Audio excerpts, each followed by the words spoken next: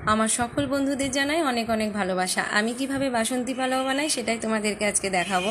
তো প্রথমে গোবিন্দভোগ চাল ভালোভাবে ধুয়ে এর মধ্যে 1 চামচ আদা বাটা, পরিমাণ মতন নুন, স্বাদ মতন চিনি, 2 চামচ ঘি আর ইয়েলো ফুড কালার মাখিয়ে আমি রেখে দিয়েছি 15-20 মিনিট। ইয়েলো ফুড কালারের বদলে তোমরা হলুদও ব্যবহার করতে পারো। এরপর কড়াইয়ে ঘি গরম করে আমি কাজু কিশমিশ ভেজে তুলে রেখেছি। এরপর আরেকটু ঘি গরম করে এর মধ্যে গোটা গরম মশলা ফোড়ন দিয়ে আগে থেকে মাখিয়ে রাখা চালটা দিয়ে ভালোভাবে 2-4 মিনিট নেড়ে নিয়েছি।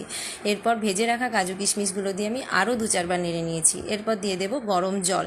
তো গরম জলের পরিমাণটা আমি তোমাদের বলি, আমি এখানে 3 কাপ চাল নিয়েছি, আমি 6 কাপ গরম জল করতে দিয়েছিলাম। যা চাল তার ডবল জল গরম করতে দিতে হবে।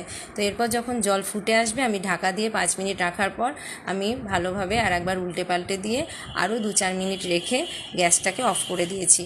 পুরো ফুল কুক করবো না, 80% কুক করবো, ভাপেই আরও 20% হয়ে যাবে। তো দেখো কত সুন্দর ঝরঝরে পোলাও হয়েছে। আর হ্যাঁ, নামানোর